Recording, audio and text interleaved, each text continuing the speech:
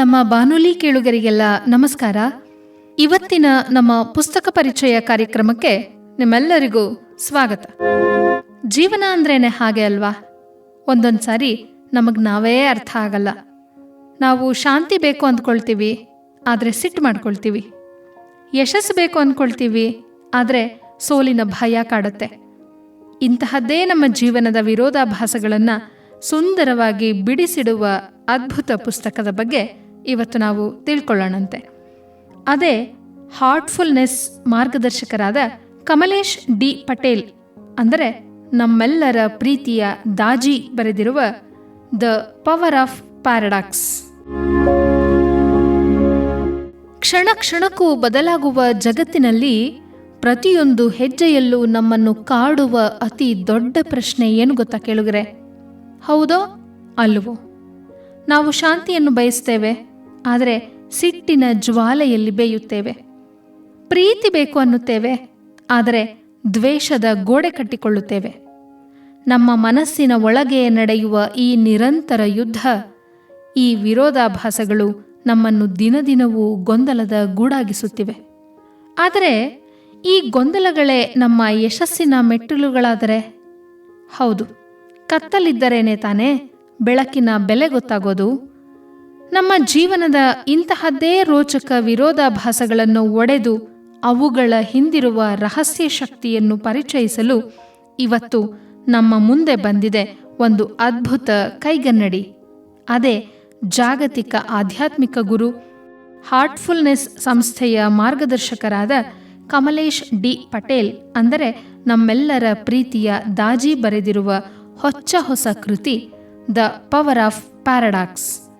ಬನ್ನಿ, ಇವತ್ತಿನ ಪುಸ್ತಕ ಲೋಕ ಕಾರ್ಯಕ್ರಮದಲ್ಲಿ ಈ ಪುಸ್ತಕದ ರಹಸ್ಯ ಪುಟಗಳನ್ನು ಒಂದೊಂದಾಗಿ ತೆರೆಯೋಣ.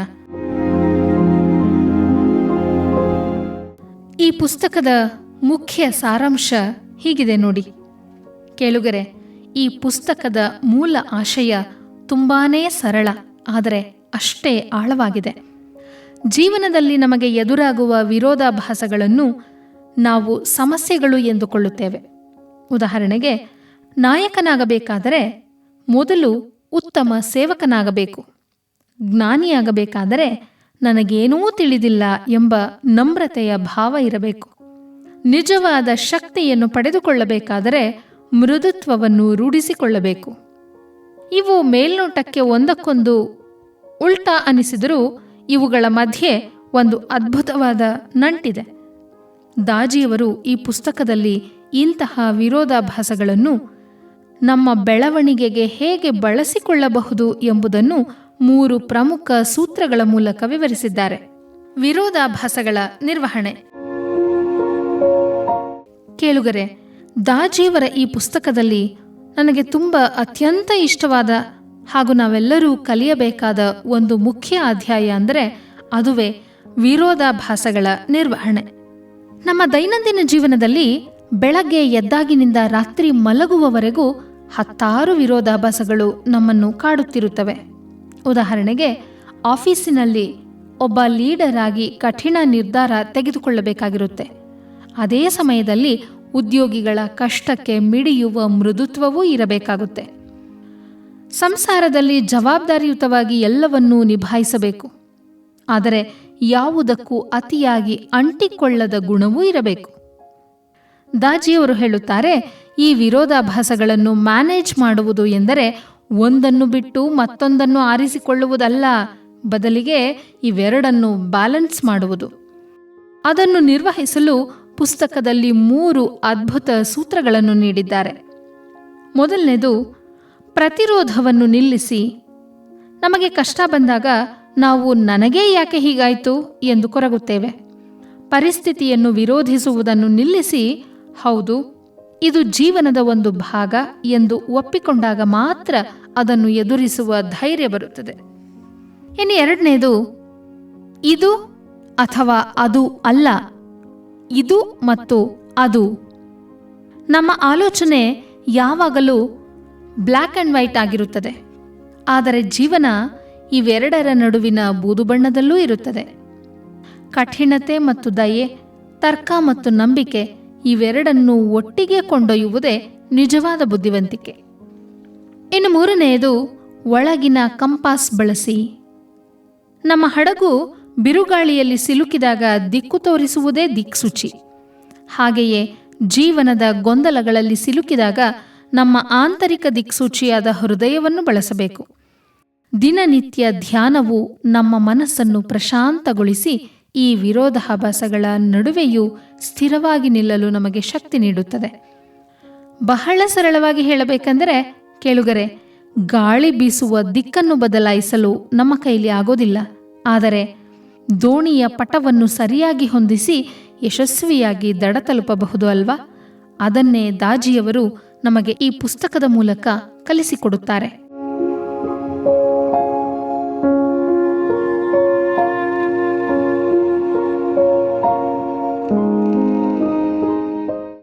ಧ್ಯಾನ ಮತ್ತು ಜಾಗೃತಿ.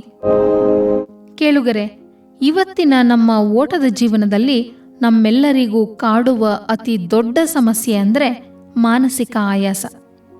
ಕೆಲಸದ ಒತ್ತಡ, ಭವಿಷ್ಯದ ಚಿಂತೆ, ಹಳೆ ನೆನಪುಗಳು, ಹೀಗೆ ನಮ್ಮ ಮನಸ್ಸು ಯಾವಾಗಲೂ 24 ಗಂಟೆಯೂ ಓಡ್ತಾನೇ ಇರುತ್ತೆ. ಇಂತಹ ಸಂದರ್ಭದಲ್ಲಿ ದಾಜಿಯವರು ತಮ್ಮ ಪುಸ್ತಕದಲ್ಲಿ ನಮಗೆ ಪರಿಚಯಿಸುವ ಅದ್ಭುತ ಅಸ್ತ್ರವೇ ಧ್ಯಾನ ಮತ್ತು ಜಾಗೃತಿ. ಧ್ಯಾನ ಅಂದ ತಕ್ಷಣ ನಾವೆಲ್ಲೋ ಕಾಡಿಗೆ ಹೋಗಿ ಕುಳಿತುಕೊಳ್ಳಬೇಕಾಗಿಲ್ಲ. ದಾಜಿಯವರ ಪ್ರಕಾರ ಧ್ಯಾನ ಅಂದರೆ ಅದು ನಮ್ಮ ಆಂತರಿಕ ಜಗತ್ತನ್ನು ಸ್ವಚ್ಛಗೊಳಿಸುವ ಒಂದು ಪ್ರಕ್ರಿಯೆ. ರೇಡಿಯೋದಲ್ಲಿ ಹಾಡು ಸ್ಪಷ್ಟವಾಗಿ ಕೇಳಿಸಬೇಕಾದರೆ ನಾವು ರೇಡಿಯೋ ಫ್ರೀಕ್ವೆನ್ಸಿಯನ್ನು ಸರಿಯಾಗಿ ಟ್ಯೂನ್ ಮಾಡಬೇಕಲ್ವಾ? ಹಾಗೆಯೇ ನಮ್ಮ ಜೀವನ ಸುಂದರವಾಗಲು ನಮ್ಮ ಮನಸ್ಸನ್ನು ಹೃದಯದ ಫ್ರೀಕ್ವೆನ್ಸಿಗೆ ಟ್ಯೂನ್ ಮಾಡುವುದೇ ಧ್ಯಾನ. ಈ ಅಧ್ಯಾಯದಲ್ಲಿ ದಾಜಿಯವರು 3 ಮುಖ್ಯ ವಿಷಯಗಳ ಬಗ್ಗೆ ನಮಗೆ ತಿಳಿಸಿಕೊಡುತ್ತಾರೆ. ಮೊದಲನೆಯದು ಆಂತರಿಕ ಶುದ್ಧೀಕರಣ. ನಾವು ಪ್ರತಿದಿನ ನಮ್ಮ ದೇಹವನ್ನು ಸ್ವಚ್ಛಗೊಳಿಸುತ್ತೇವೆ, ಆದರೆ ಮನಸ್ಸಿನಲ್ಲಿ ಜಮೆಯಾಗುವ ಕೋಪ, ಅಸೂಹೆ, ಆತಂಕದಂತಹ ಕಸವನ್ನು ದಿನನಿತ್ಯದ ಹಾರ್ಟ್ಫುಲ್ನೆಸ್ ಕ್ಲೀನಿಂಗ್ ಮೂಲಕ ಹೊರಹಾಕಬಹುದು. ಮನಸ್ಸು ಹಗುರವಾದಾಗ ಜಾಗೃತಿ ತಾನಾಗಿಯೇ ಮೂಡುತ್ತದೆ. ಇನ್ನು ಎರಡನೇದು ಪ್ರಸ್ತುತ ಕ್ಷಣದಲ್ಲಿ ಬದುಕುವುದು.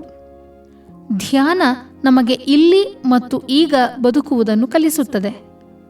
ನಾವು ಹಳೆಯ ನೆನಪುಗಳಲ್ಲೇ ಕಳೆದು ಹೋಗದೆ ಅಥವಾ ನಾಳೆಯ ಚಿಂತೆಯಲ್ಲಿ ಮುಳುಗದೆ ಪ್ರಸ್ತುತ ಕ್ಷಣದ ಮೇಲೆ ಸಂಪೂರ್ಣ ಜಾಗೃತಿ ಇರಿಸಿದಾಗ ಮಾಡುವ ಪ್ರತಿಯೊಂದು ಕೆಲಸದಲ್ಲಿಯೂ ಅದ್ಭುತ ಯಶಸ್ಸು ಸಿಗುತ್ತದೆ. ಇನ್ನು ಮೂರನೆಯದು ರಿಯಾಕ್ಟ್ ಮಾಡಬೇಡಿ, ರೆಸ್ಪಾಂಡ್ ಮಾಡಿ. ಯಾರಾದರೂ ನಮಗೆ ಬೈದಾಗ ನಾವು ತಕ್ಷಣ ಕೋಪದಿಂದ ರಿಯಾಕ್ಟ್ ಮಾಡುತ್ತೇವೆ.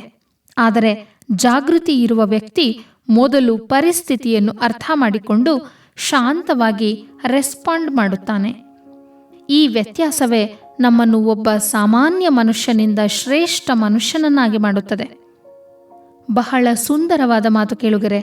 ಕಲಕಿದ ನೀರಿನಲ್ಲಿ ನಮ್ಮ ಮುಖ ನಮಗೆ ಸರಿಯಾಗಿ ಕಾಣಲ್ಲ, ಆದರೆ ಅದೇ ನೀರು ಪ್ರಶಾಂತವಾದಾಗ ಎಲ್ಲವೂ ಸ್ಪಷ್ಟವಾಗಿ ಕಾಣುತ್ತೆ. ಹಾಗೆಯೇ ಧ್ಯಾನದ ಮೂಲಕ ಮನಸ್ಸನ್ನು ಪ್ರಶಾಂತಗೊಳಿಸಿದರೆ ಜೀವನದ ಎಲ್ಲ ಗೊಂದಲಗಳಿಗೂ ಅತ್ಯಂತ ಸ್ಪಷ್ಟವಾದ ಪರಿಹಾರ ಸಿಗುತ್ತದೆ.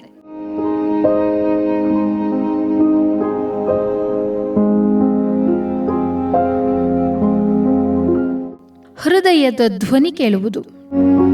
ಕೇಳುಗರೆ, ನಮ್ಮ ಜೀವನದಲ್ಲಿ ಎಷ್ಟೋ ಬಾರಿ ಇಂತಹ ಸಂದರ್ಭ ಬರುತ್ತೆ ಅಲ್ವಾ?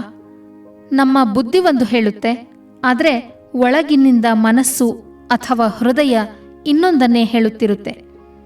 ದಾಜಿಯವರ ಈ ಪುಸ್ತಕದ ಅತ್ಯಂತ ಹೃದಯ ಸ್ಪರ್ಶಿ ಭಾಗ ಅಂದರೆ ಅದುವೇ ಹೃದಯದ ಧ್ವನಿ ಕೇಳುವುದು. ಇವತ್ತಿನ ದಿನಗಳಲ್ಲಿ ನಾವು ಯಾವುದೇ ನಿರ್ಧಾರ ತೆಗೆದುಕೊಳ್ಳಬೇಕಾದರೂ ಗೂಗಲ್ ಮಾಡ್ತೀವಿ, 10 ಜನರನ್ನು ಕೇಳ್ತೀವಿ, ಬುದ್ಧಿ ಉಪಯೋಗಿಸಿ ಲಾಭ ನಷ್ಟದ ಲೆಕ್ಕ ಹಾಕ್ತೀವಿ. ಆದರೆ ದಾಜಿಯವರು ಒಂದು ಅದ್ಭುತವಾದ ಮಾತು ಹೇಳ್ತಾರೆ. ಬುದ್ಧಿ ನಿಮಗೆ ಕೇವಲ ಬದುಕನ್ನು ಕಲಿಸಿದರೆ ಹೃದಯ ನಿಮಗೆ ಹೇಗೆ ಬಾಗಬೇಕು, ಹೇಗೆ ಪ್ರೀತಿಸಬೇಕು ಎಂಬುದನ್ನು ಕಲಿಸುತ್ತದೆ. ನಮ್ಮ ನಿಜವಾದ ಅಸ್ತಿತ್ವ ಇರುವುದೇ ನಮ್ಮ ಹೃದಯದಲ್ಲಿ. ಈ ಅಧ್ಯಾಯದಲ್ಲಿ ದಾಜಿಯವರು 3 ಮುಖ್ಯ ಸತ್ಯಗಳನ್ನು ನಮಗೆ ಬಿಚ್ಚಿಡುತ್ತಾರೆ. ಮೊದಲನೆಯದು ಆಂತರಿಕ ದಿಕ್ಸೂಚಿ. ನಮ್ಮ ಬುದ್ಧಿ ಜಗತ್ತಿನ ಪ್ರಭಾವಕ್ಕೆ ಒಳಗಾಗಿ ಸುಲಭವಾಗಿ ದಾರಿ ತಪ್ಪಬಹುದು. ಆದರೆ ನಮ್ಮ ಹೃದಯ ಎಂದಿಗೂ ಸುಳ್ಳು ಹೇಳೋದಿಲ್ಲ. ಅದು ನಮಗೆ ಸರಿ ಮತ್ತು ತಪ್ಪಿನ ನಡುವೆ ವ್ಯತ್ಯಾಸವನ್ನು ತೋರಿಸುವ ಆಂತರಿಕ ದಿಕ್ಸೂಚಿ ಇದ್ದಂತೆ. ಬಿರುಗಾಳಿಯಂತಹ ಪರಿಸ್ಥಿತಿಯಲ್ಲೂ ಹೃದಯದ ಧ್ವನಿ ನಮಗೆ ಸರಿಯಾದ ದಾರಿಯನ್ನೇ ತೋರಿಸುತ್ತದೆ. ಎರಡನೆಯದು ಅಹಂಕಾರದಿಂದ ಮುಕ್ತಿ. ನಾವು ಬುದ್ಧಿಯಿಂದ ಯೋಚಿಸಿದಾಗ ಅಲ್ಲಿ ನಾನು, ನನ್ನದು ಎಂಬ ಅಹಂಕಾರ ಇರುತ್ತದೆ. ಅದೇ ನಾವು ಹೃದಯದಿಂದ ಯೋಚಿಸಿದಾಗ ಅಲ್ಲಿ ಪ್ರೀತಿ, ಕರುಣೆ ಮತ್ತು ಎಲ್ಲರನ್ನೂ ಒಳಗೊಳ್ಳುವ ಉದಾರತೆ ಇರುತ್ತದೆ. ವಿರೋಧಾಭಾಸಗಳನ್ನು ಮೀರಲು ಈ ಹೃದಯದ ವಿಸ್ತಾರತೆ ತುಂಬಾನೇ ಮುಖ್ಯ. ಮೂರನೆಯದು ನಿಶ್ಶಬ್ದದ ಭಾಷೆ. ಹಾಗಾದರೆ ಈ ಹೃದಯದ ಧ್ವನಿಯನ್ನು ಕೇಳುವುದು ಹೇಗೆ? ಕೇಳುಗರೆ, ಹೃದಯ ಜೋರಾಗಿ ಕೂಗಿ ಹೇಳೋದಿಲ್ಲ, ಅದು ನಿಶ್ಶಬ್ದವಾಗಿ ಪಿಸುಗುಡುತ್ತದೆ. ದಿನನಿತ್ಯದ ಹಾರ್ಟ್ಫುಲ್ನೆಸ್ ಧ್ಯಾನದ ಮೂಲಕ ನಮ್ಮ ಮನಸ್ಸಿನ ಗದ್ದಲ ಅಡಗಿದಾಗ ಮಾತ್ರ ಆ ನಿಶ್ಶಬ್ದದಲ್ಲಿ ಮೂಡಿಬರುವ ಹೃದಯದ ದಿವ್ಯ ಧ್ವನಿ ನಮಗೆ ಸ್ಪಷ್ಟವಾಗಿ ಕೇಳಿಸಲು ಸಾಧ್ಯ. ಎಷ್ಟು ಸತ್ಯ ಅಲ್ವಾ ಕೇಳುಗರೆ? ಕೊನೆಯದಾಗಿ ಹೇಳೋದಾದರೆ, ಜಗತ್ತಿನ ಅತ್ಯಂತ ದೂರದ ಪ್ರಯಾಣ ಅಂದರೆ ನಮ್ಮ ತಲೆಯಿಂದ ಅಂದರೆ ಬುದ್ಧಿಯಿಂದ ನಮ್ಮ ಹೃದಯದವರೆಗೆ ಕ್ರಮಿಸುವ 18 ಇಂಚುಗಳ ಪ್ರಯಾಣವಂತೆ. ಯಾರು ಈ ಪ್ರಯಾಣವನ್ನು ಯಶಸ್ವಿಯಾಗಿ ಮುಗಿಸುತ್ತಾರೋ ಅವರ ಜೀವನದಲ್ಲಿ ಯಾವುದೇ ಗೊಂದಲಗಳಿರೋದಿಲ್ಲ.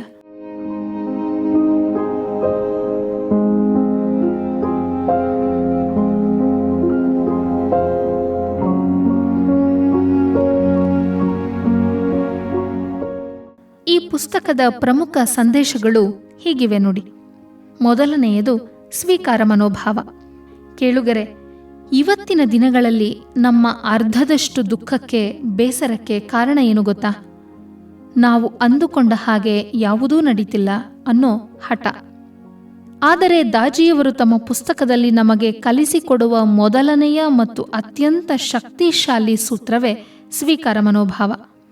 ಸ್ವೀಕಾರ ಅಂದರೆ ಸೋಲೊಪ್ಪಿಕೊಂಡು ಕೈಕಟ್ಟಿ ಕೂರೋದಲ್ಲ.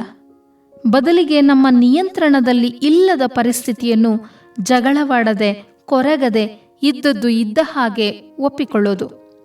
ದಾಜಿಯವರು ಹೇಳುತ್ತಾರೆ, ಪ್ರತಿರೋಧ ಇದ್ದಲ್ಲಿ ನೋವಿರುತ್ತದೆ, ಆದರೆ ಸ್ವೀಕಾರ ಇದ್ದಲ್ಲಿ ಶಾಂತಿ ಇರುತ್ತದೆ. ಇದನ್ನು ನಾವು 3 ಹಂತಗಳಲ್ಲಿ ಅರ್ಥ ಮಾಡಿಕೊಳ್ಳಬಹುದು. ಮೊದಲನೆಯದು, ನಿಮ್ಮನ್ನು ನೀವು ಒಪ್ಪಿಕೊಳ್ಳಿ. ಜಗತ್ತಿನಲ್ಲಿ ಯಾರೂ ಪರ್ಫೆಕ್ಟ್ ಅಲ್ಲ. ನಮ್ಮಲ್ಲಿರೋ ಪ್ಲಸ್ ಮತ್ತು ಮೈನಸ್ಗಳ ಜೊತೆಗೆ ನಮ್ಮನ್ನು ನಾವು ಮೊದಲು ಪ್ರೀತಿಸಬೇಕು ಮತ್ತು ಒಪ್ಪಿಕೊಳ್ಳಬೇಕು. ಅಂದಾಗಷ್ಟೇ ನಮ್ಮಲ್ಲಿ ನಿಜವಾದ ಆತ್ಮವಿಶ್ವಾಸ ಮೂಡೋದು. ಎರಡನೆಯದು, ಬದಲಾವಣೆಗಳನ್ನು ಒಪ್ಪಿಕೊಳ್ಳಿ. ಜೀವನದಲ್ಲಿ ನಮಗೆ ಇಷ್ಟ ಇಲ್ಲದ ಸಾವು, ನಷ್ಟ ಅಥವಾ ಅನಿರೀಕ್ಷಿತ ತಿರುವುಗಳು ಎದುರಾಗಬಹುದು. ಇದು ನನಗೇ ಯಾಕೆ ಆಯಿತು ಎಂದು ವಿರೋಧಿಸುವ ಬದಲು ಇದು ಜೀವನದ ಒಂದು ಭಾಗ ಎಂದು ಸ್ವೀಕರಿಸಿದಾಗ ಆ ಪರಿಸ್ಥಿತಿಯನ್ನು ಎದುರಿಸುವ ಅದ್ಭುತ ಧೈರ್ಯ ನಮಗೆ ಸಿಗುತ್ತದೆ. ಮೂರನೆಯದು, ಬೇರೆಯವರನ್ನು ಗೌರವಿಸಿ.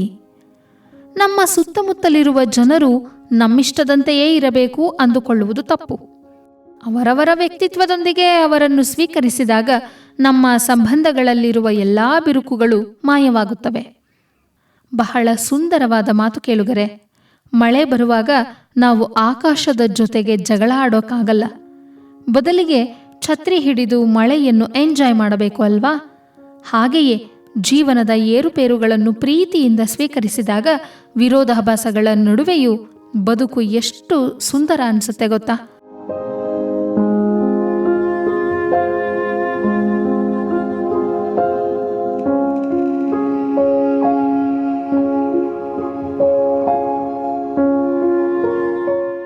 ಸಮತೋಲನ.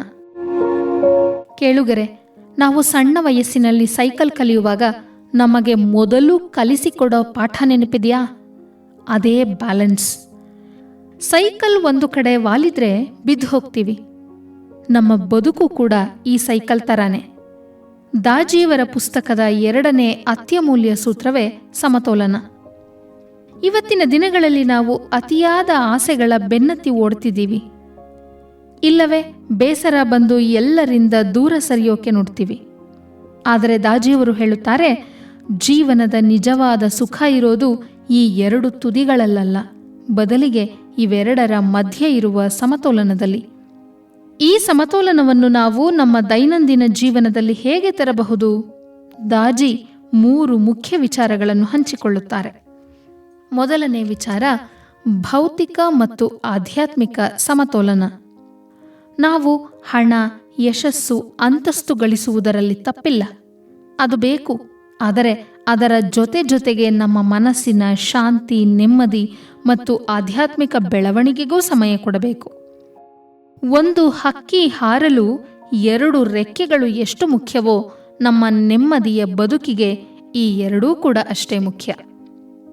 ಎರಡನೇ ವಿಚಾರ, ಕೆಲಸ ಮತ್ತು ವೈಯಕ್ತಿಕ ಜೀವನ. ಆಫೀಸ್ ಕೆಲಸದಲ್ಲಿ ಎಷ್ಟೇ ಬ್ಯುಸಿ ಇದ್ದರೂ ನಮಗಾಗಿ ಮತ್ತು ನಮ್ಮ ಕುಟುಂಬಕ್ಕಾಗಿ ಗುಣಮಟ್ಟದ ಸಮಯವನ್ನು ಮೀಸಲಿಡಬೇಕು. ಕೆಲಸವೇ ಜೀವನವಾಗಬಾರದು. ಕೆಲಸ ಜೀವನದ ಒಂದು ಭಾಗ ಅಷ್ಟೇ ಎಂಬುದನ್ನು ಮನವರಿಕೆ ಮಾಡಿಕೊಡುತ್ತಾರೆ. ಮೂರನೇ ವಿಚಾರ, ಭಾವನಾತ್ಮಕ ಸ್ಥಿರತೆ. ನಮಗೆ ಅತಿಯಾದ ಯಶಸ್ಸು ಸಿಕ್ಕಾಗ ಬೀಗಬಾರದು, ಹಾಗೆ ಸೋಲು ಬಂದಾಗ ಕುಗ್ಗಿ ಹೋಗಬಾರದು. ಸುಖ ದುಃಖ ಎರಡನ್ನೂ ಸಮಚಿತ್ತದಿಂದ ಸ್ವೀಕರಿಸುವ ಕಣ್ಣು ನಮಗಿರಬೇಕು. ಬಹಳ ಚಂದದ ಮಾತು ಕೇಳುಗರೆ. ಸಂಗೀತದ ವೀಣೆಯ ತಂತಿಗಳು ಅತಿಯಾಗಿ ಬಿಗಿಯಾಗಿದ್ದರೆ ತುಂಡಾಗುತ್ತವೆ, ಅತಿಯಾಗಿ ಸಡಿಲವಾಗಿದ್ದರೆ ನಾದವೇ ಹೊರಡುವುದಿಲ್ಲ. ತಂತಿಗಳು ಸರಿಯಾದ ಹದದಲ್ಲಿ ಬ್ಯಾಲೆನ್ಸ್ ಆಗಿದ್ದಾಗ ಮಾತ್ರ ಅದ್ಭುತ ಸಂಗೀತ ಮೂಡಿಬರಲು ಸಾಧ್ಯ. ನಮ್ಮ ಜೀವನವೂ ಅಷ್ಟೆ. ನಾವು ಸಮತೋಲನ ಕಾಯ್ದುಕೊಂಡಾಗ ಮಾತ್ರ ಬದುಕು ಒಂದು ಮಧುರ ಗೀತೆಯಾಗುತ್ತದೆ.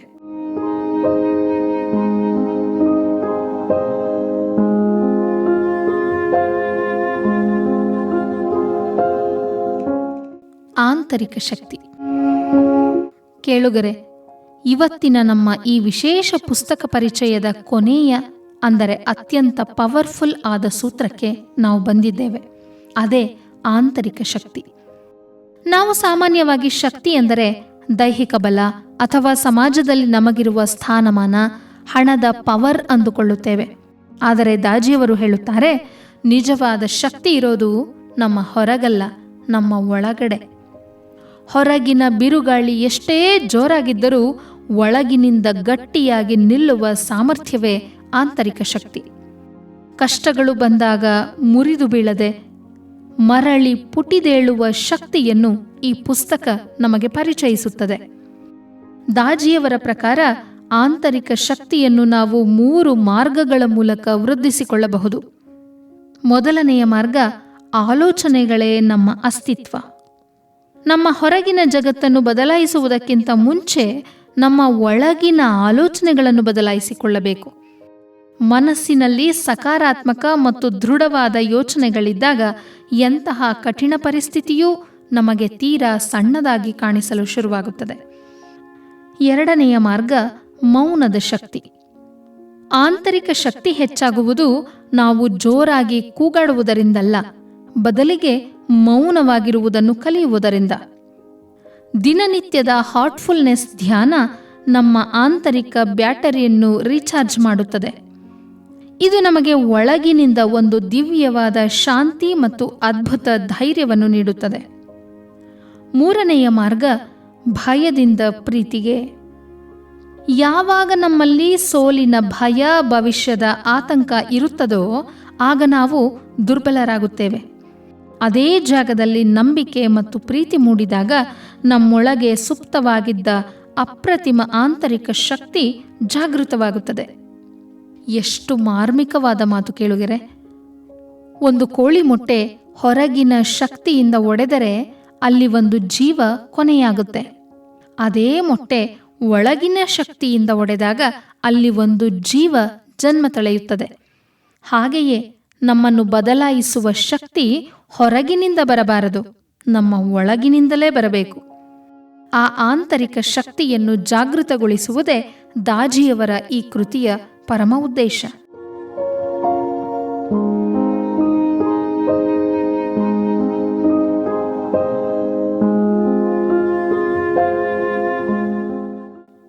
ಕೇಳುಗರೆ, ದಾಜಿಯವರ ದ ಪವರ್ ಆಫ್ ಪ್ಯಾರಡಾಕ್ಸ್ ಕೇವಲ ಓದಿ ಮರೆಯುವ ಪುಸ್ತಕವಲ್ಲ.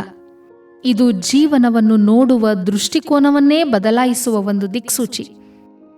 ಈ ಪುಸ್ತಕದ ಅತ್ಯಂತ ಮೆಚ್ಚುಗೆಯಾಗುವ ಅಂಶವೆಂದರೆ ಇದರ ಪ್ರಾಯೋಗಿಕತೆ.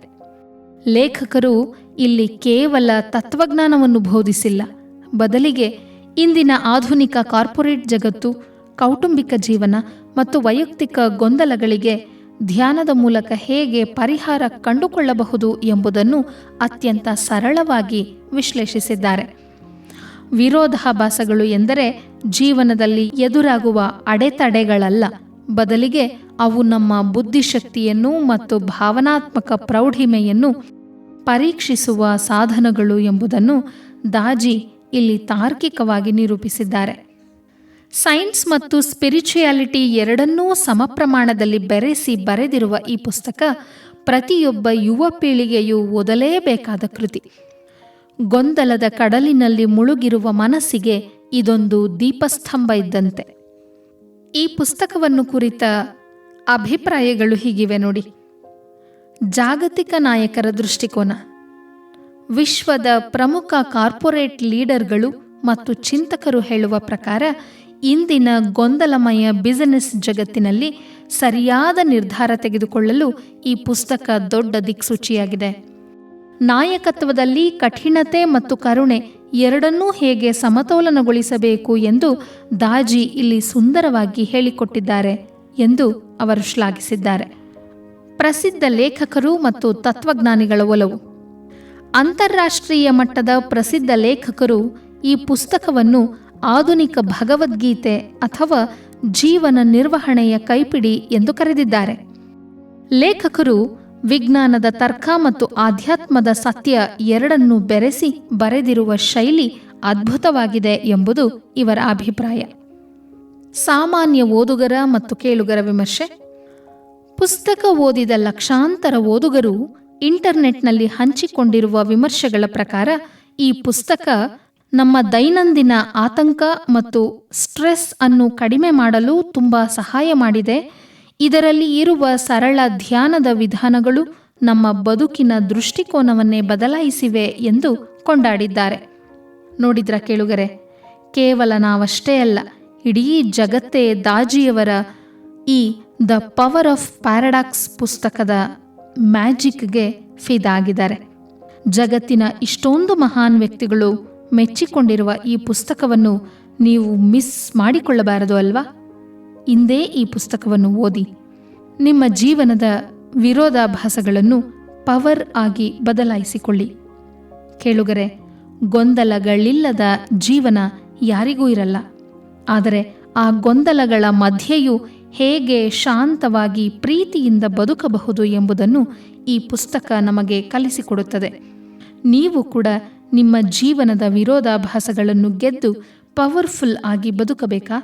ಹಾಗಿದ್ರೆ ಇಂದೇ ದಾಜಿಯವರ ದಿ ಪವರ್ ಆಫ್ ಪ್ಯಾರಡಾಕ್ಸ್ ಪುಸ್ತಕವನ್ನು ಓದಿ. ನಮಸ್ಕಾರ.